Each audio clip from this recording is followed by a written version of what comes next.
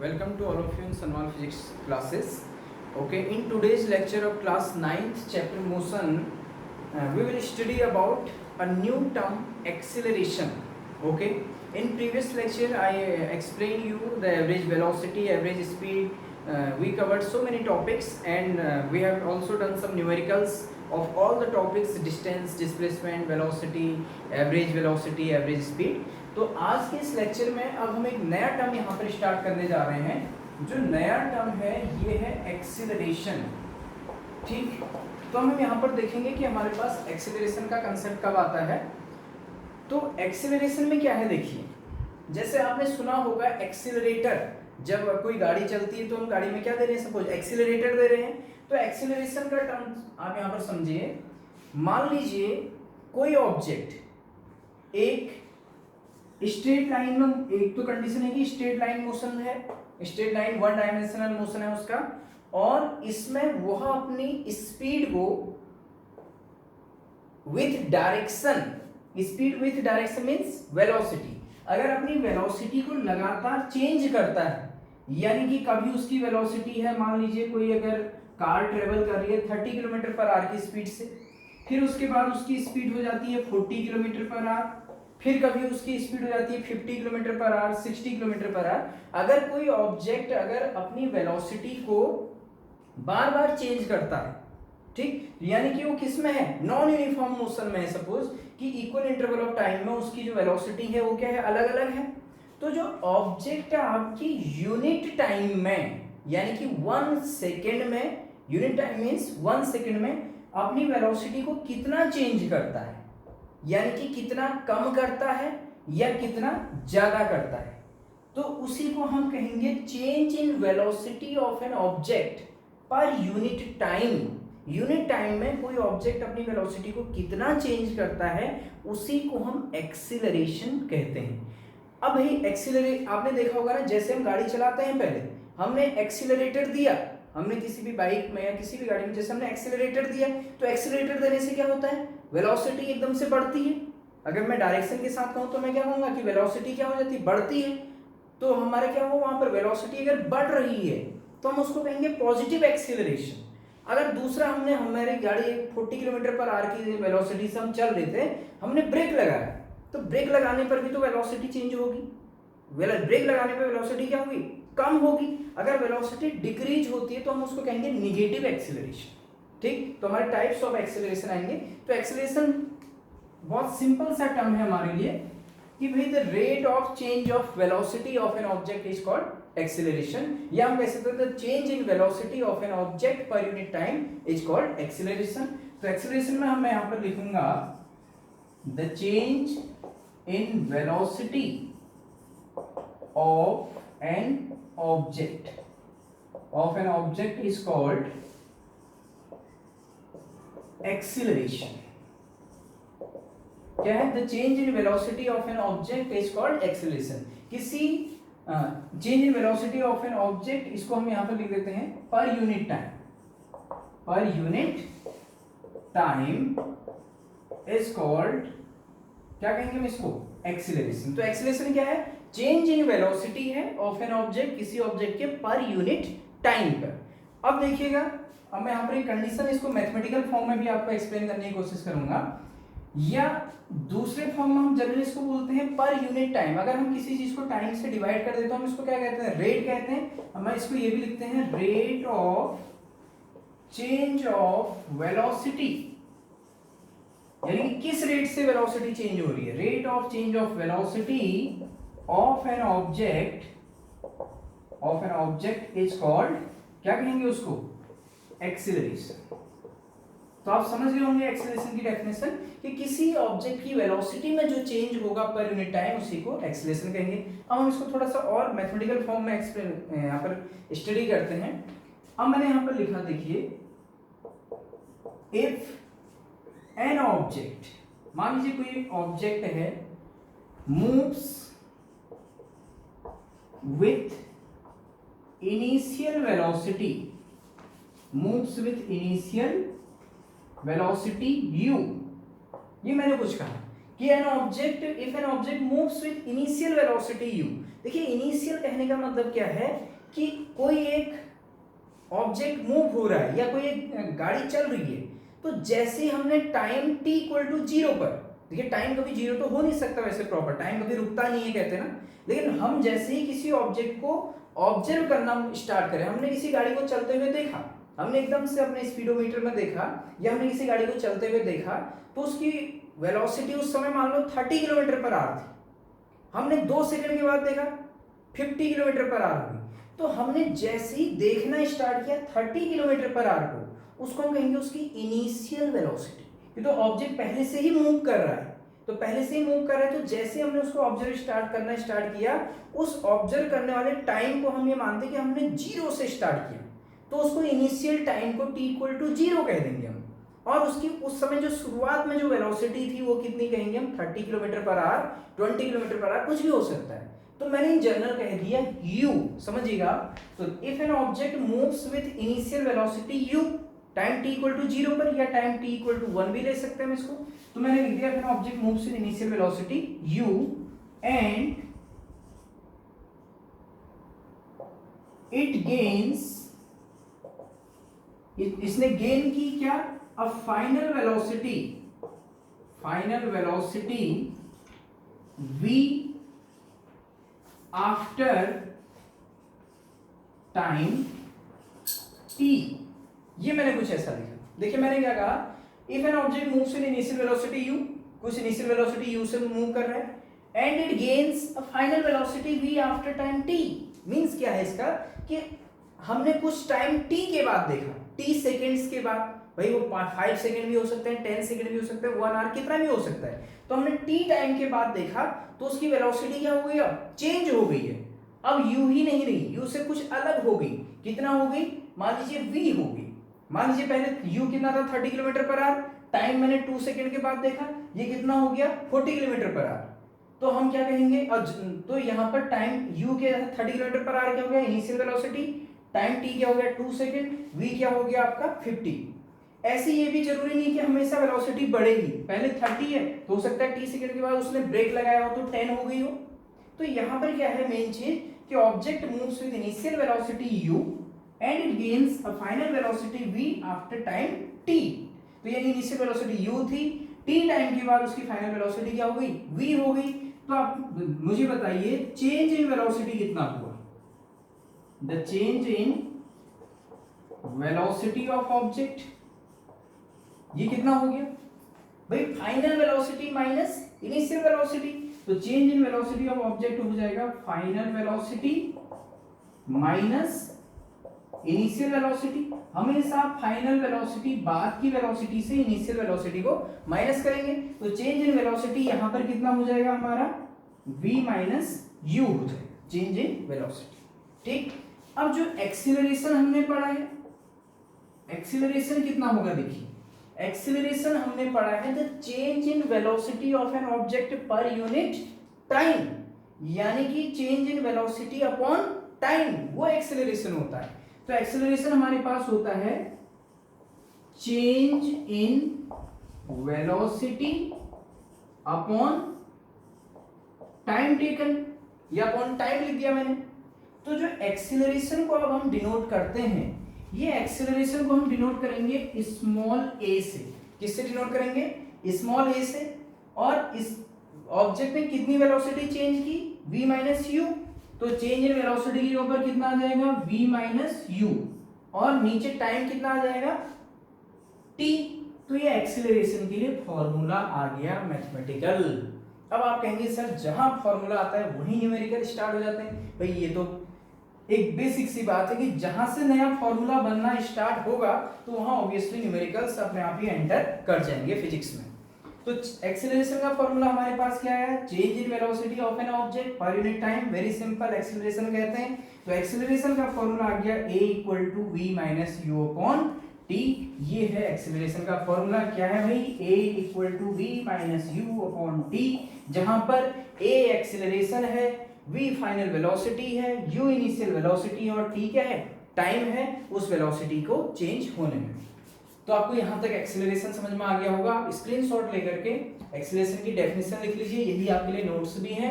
The change in velocity of an object per unit time is called acceleration, या rate of change of velocity of an object is called acceleration. फिर हमने इसको define कर दिया, if an object moves with initial velocity u and it gains a final velocity v after time t, तो आपका क्या हो जाएगा देन उसके बाद से हम क्या लिख सकते हैं कि the change in velocity of object कितना हो गया, final velocity minus initial velocity v minus u। ये क्या है, चेंज इन वेलोसिटी। एक्सेलरेशन की डेफिनेशन से फॉर्मूला क्या बनता है, चेंज इन वेलोसिटी पर यूनिट टाइम, यानी कि change in velocity upon time. तो एक्सेलरेशन को मैंने कहा स्मॉल a से डिनोट करिए, change in velocity v minus u final minus initial upon t। तो यही फॉर्मूला आ गया जिसमें a इसी को मैंने यहाँ पर लिखा है आपके लिए, a equal to v minus u upon t। a acceleration है, v है final velocity, u initial velocity और t क्या है, टाइम है। तो यहाँ तक आप नोट कर लीजिए, फिर हम इसके बाद आपको एक्सप्लेन करते हैं यूनिट ऑफ एक्सेलरेशन। ओके इसके बाद से अब नेक्स्ट है यूनिट ऑफ एक्सेलरेशन। तो एक्सेलरेशन की यूनिट निकालने के लिए आपको एक्सेलरेशन का फॉर्मूला याद होना चाहिए। तो इसके लिए हम लिखेंगे भाई डायरेक्ट, अब हम लिखते हैं वी नो, कि हमें पता है, क्या पता है, acceleration a equal to, a से डिनोट करते हैं equal to v minus u upon t। v minus u क्या है, change in velocity upon time. तो एक्सेलरेशन a इक्वल टू मैंने लिखा v minus u upon t। अब देखिए यूनिट ऑफ एक्सेलरेशन क्या आएगी, unit of acceleration equal to, देखिए जरा सा, ये v माइनस u क्या है, फॉर्मूले से हम यूनिट हमेशा डिराइव करते हैं। v माइनस u क्या है, चेंज इन वेलोसिटी है, final velocity minus initial velocity. तो भाई जब फाइनल वेलोसिटी से इनिशियल वेलोसिटी को घटाएंगे तो आंसर क्या आएगा, वेलोसिटी ही तो आएगा। वेलोसिटी में से वेलोसिटी को ही माइनस करेंगे तो कुछ ना कुछ वेलोसिटी आएगी। तो यानी कि ऊपर किसकी यूनिट लिखेंगे, वेलोसिटी की यूनिट, अपॉन नीचे किसकी यूनिट लिखेंगे, टाइम की यूनिट। तो आप समझ लोगे यूनिट ऑफ एक्सेलरेशन के लिए यूनिट ऑफ वेलोसिटी लिखेंगे पहले, फिर नीचे क्या लिखेंगे, यूनिट ऑफ टाइम लिखेंगे। तो आप, मैं इसको लिख सकता हूँ इक्वल टू यूनिट ऑफ, लिख देता हूं आपके लिए समझने के लिए, चेंज इन वेलोसिटी अपॉन नीचे क्या लिख सकते हैं, यूनिट ऑफ टाइम। ये आपकी समझने के लिए मैंने लिख दिया। तो यूनिट ऑफ एक्सेलरेशन, हम एसआई यूनिट की बात कर रहे हैं, SI unit of acceleration. Unit of change in velocity कहें, यूनिट ऑफ वेलोसिटी कहें, एक ही बात है। तो वेलोसिटी की यूनिट आपने पहले से पढ़ा है, क्या होती है जरा याद करो, मीटर पर सेकेंड। तो unit of change in velocity यानी यूनिट ऑफ वेलोसिटी मीटर पर सेकेंड या मीटर अपॉन सेकेंड लिख दिया मैंने। ये किसकी यूनिट लिखी है, ये केवल इसकी लिखी है, unit of change in velocity, whole upon, ये होल अपॉन है। Unit of time, unit of time क्या होगा, ऐसा यूनिट ऑफ टाइम सेकेंड। अब इसको थोड़ा सॉल्व कर लो इजीली, तो क्या हो जाएगा, मीटर पर सेकेंड, ये सेकेंड यहाँ इंटू हो जाएगा, इंटू क्या हो जाएगा सेकेंड, तो क्या हो गया मीटर पर second into second, second square. ये क्या है, मीटर पर second square, SI unit of acceleration. तो एसआई यूनिट ऑफ एक्सीलरेशन क्या निकली, मीटर पर सेकेंड स्क्वायर, या हम इसको लिख सकते हैं एम पर एस स्क्वायर। आप किसी बुक में देखेंगे जनरली बुक्स में कैसे लिखा जाता है एम पर एस स्क्वायर को, वो लिख देता है एम एस माइनस 2। तो वही तो है, आप एम पर एस स्क्वायर का मतलब समझो मीटर अपॉन सेकेंड स्क्वायर है, इसको यहां से ऊपर ले जाओ तो एम एस माइनस 2। जैसे आपने वहां पर जब laws of exponents of real number जब आपने पढ़ा होगा ना, a की power n equal to 1 upon a की पावर माइनस n लिखते हैं। रियल नंबर में आप मैथमेटिक्स में आप पढ़ते हैं तो a की पावर माइनस n क्या होता है, a की पावर n, तो सेकंड की पावर 2 है तो ऊपर जाके पावर क्या हो जाएगी, चेंज, ठीक। s की पावर माइनस 2, जैसे आपने देखा होगा x की पावर माइनस 2 है तो हम इसको क्या लिखते हैं, 1 अपॉन x स्क्वायर लिखते हैं। तो वही है सेम मैथ से। तो आप क्या लिख सकते हैं इसको, मीटर पर सेकेंड स्क्वायर या m पर s स्क्वायर, m स्मॉल हुआ है, m स्मॉल है यहाँ पर, m पर s स्क्वायर या ms माइनस 2। तो ये क्या है, हमारी यूनिट ऑफ एक्सेलरेशन है। इसको भी आप इजीली यहाँ पर नोट कर सकते हैं। तो आपने इसको नोट कर लिया होगा यूनिट ऑफ एक्सेलरेशन को, आप इसको अपने नोट्स में नोट कर लीजिए। अब मैं इसको यहाँ पे क्लीन कर दे रहा हूँ। इसके बाद नेक्स्ट हम थोड़ा सा और डिस्कस करते हैं पॉजिटिव और नेगेटिव एक्सेलरेशन को, ठीक। मैंने एक और कहा कि हम डिस्कस कर रहे हैं क्या, पॉजिटिव एंड नेगेटिव एक्सेलरेशन। तो नेक्स्ट हम इसी में ले रहे हैं पॉजिटिव एक्सेलरेशन। बहुत ही सिंपल है, देखिए पॉजिटिव एक्सीलरेशन क्या होता है, मैं यहां पर लिखिए समझाता हूं आपको। देखिए इफ, मैं क्या लिख रहा हूं, if the direction of acceleration, भाई एक्सीलरेशन एक वेक्टर क्वांटिटी है, ध्यान दीजिएगा। एक्सीलरेशन कैसी होती है, एक वेक्टर क्वांटिटी होती है। If the direction of acceleration of an object, direction of acceleration of an object is along the direction of change of velocity of the object, then the acceleration is called positive acceleration. देखिए क्या लिखा मैंने, बहुत ही simple सा है। मैंने लिखा है the direction of acceleration of an object. Acceleration एक क्या है, वेक्टर क्वांटिटी है, तो इसकी डायरेक्शन होगी। तो मैंने कहा the direction of acceleration of an object कहां हो, along the direction of change of velocity of the object, यानी कि उसी डायरेक्शन में हो जहां ऑब्जेक्ट की वेलोसिटी के चेंज की डायरेक्शन है। यानी कि ऑब्जेक्ट की वेलोसिटी की जो चेंज की जो डायरेक्शन है, अगर उसी डायरेक्शन में एक्सीलरेशन भी हो तो हम एक्सीलरेशन को पॉजिटिव एक्सीलरेशन कहते हैं। अब थोड़ा समझिए कैसे। मान लीजिए ये हमारे पास एक स्ट्रेट लाइन रोड है। इस स्ट्रेट लाइन रोड में हमारे पास मान लीजिए कोई एक कार इस रोड में मूव कर रही है। हमने ऐसे सिंपली ये कह दिया कि भाई कोई कार, कोई गाड़ी इस रोड में क्या कर रही है, हमारी ऐसे मूव कर रही है। ठीक, तो अगर गाड़ी अपनी स्पीड को बढ़ाती है, सॉरी अपनी वेलोसिटी कहेंगे हम डायरेक्शन के साथ, इनिशियल वेलोसिटी मान लो u है, और उसके बाद से इसकी फाइनल वेलोसिटी v होती है। फाइनल वेलोसिटी v कैसे होती है कि मैंने लिख दिया v greater than u, initial velocity u और फाइनल वेलोसिटी v है सपोज, और v ग्रेटर देन u है। कहने का मतलब कि उसकी वेलोसिटी बढ़ गई या घट गई, उसकी वेलोसिटी क्या हुई, बढ़ गई। तो जब भी ऑब्जेक्ट की वेलोसिटी बढ़ेगी तो नेट वेलोसिटी की डायरेक्शन क्या होगी, यही होगी। और नेट एक्सीलरेशन जो होता है आपका, यही डायरेक्शन में एक्सीलरेशन भी होगा। ये उसने एक्सीलरेटर दिया उसको, यानी पॉजिटिव एक्सीलरेशन की डायरेक्शन में हमेशा क्या होता है, अगर डायरेक्शन ऑफ एक्सीलरेशन वही हो जिस डायरेक्शन में वेलोसिटी आपकी क्या हो रही है, चेंज हो रही है। यानी कि अगर ऑब्जेक्ट अपनी स्पीड को अपनी वेलोसिटी को इंक्रीज करता है, जिस समय ऑब्जेक्ट अपनी वेलोसिटी को इंक्रीज करेगा तो उस समय जो डायरेक्शन ऑफ एक्सीलरेशन होगी वो कहां होगी, ऑब्जेक्ट की चेंज इन वेलोसिटी के डायरेक्शन होगी, और हम एक्सीलरेशन को क्या कहेंगे, पॉजिटिव एक्सीलरेशन कहेंगे। तो आपको मेन ये समझना है कि पॉजिटिव एक्सीलरेशन में हमेशा वेलोसिटी क्या होती है, बढ़ती है। हमने क्या कर दिया, मान लीजिए आप ऐसे इसको समझ लीजिए, मैंने क्या किया, सपोज ये कोई गाड़ी ऐसे चल रही थी या कोई ऑब्जेक्ट ऐसे मूव कर रहा था, उधर उसकी वेलोसिटी की डायरेक्शन थी। हमने पीछे से फोर्स लगा करके उसकी वेलोसिटी को बढ़ा दिया।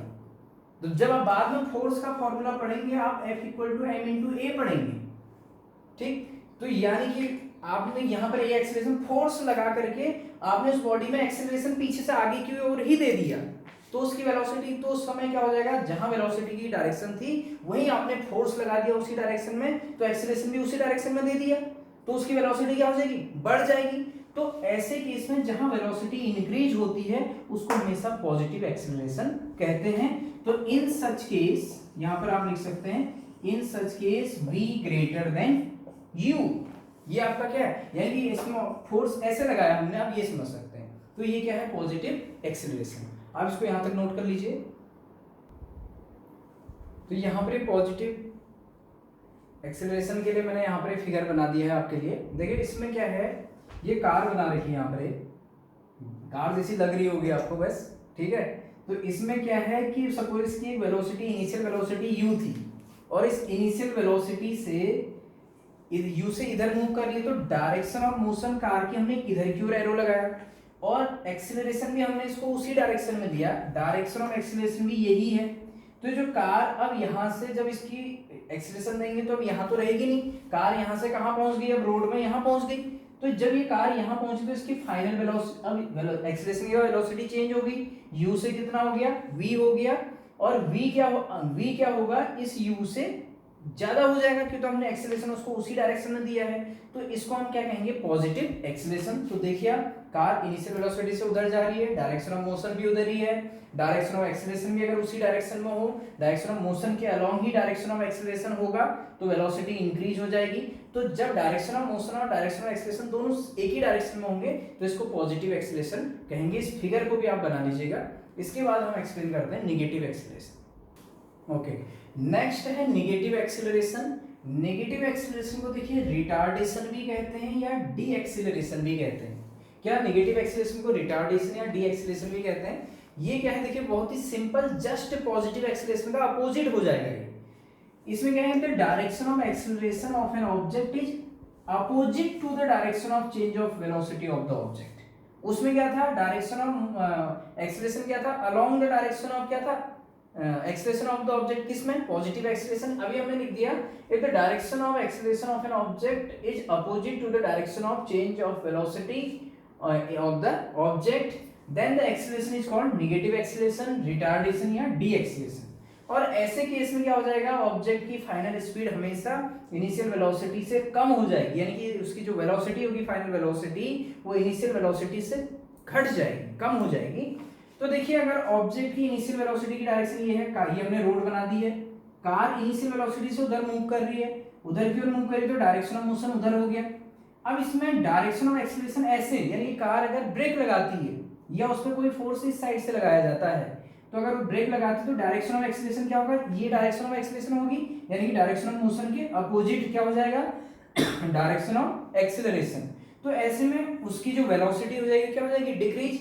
तो वेलोसिटी u से चेंज होके फाइनल वेलोसिटी v तो हो जाएगी, लेकिन क्या हो जाएगा, जो v होगा बाद की वेलोसिटी अब क्या हो जाएगी, पहले से क्या हो जाएगी, कम है। मान लो पहले 60 किलोमीटर पर आवर थी वेलोसिटी, तो अब वो कितनी हो गई, सपोज ब्रेक लगाने के बाद 20 हो गई, तो फाइनल वेलोसिटी v हमेशा आपकी इनिशियल वेलोसिटी u से क्या होगी, कम होगी।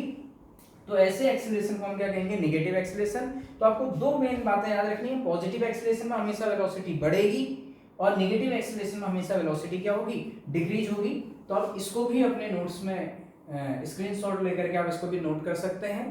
तो आप समझिएगा आज के इस लेक्चर में मैंने आपको एक्सप्लेन किया कि व्हाट इज एक्सेलरेशन एंड उसकी unit of acceleration, positive and negative acceleration. और इसके बाद से हम इसमें नेक्स्ट लेक्चर में देखेंगे uniform and non uniform acceleration, types of acceleration क्या होंगे। तो तब तक आप इतना पढ़िए और इसको आराम से समझिएगा। Thank you so much.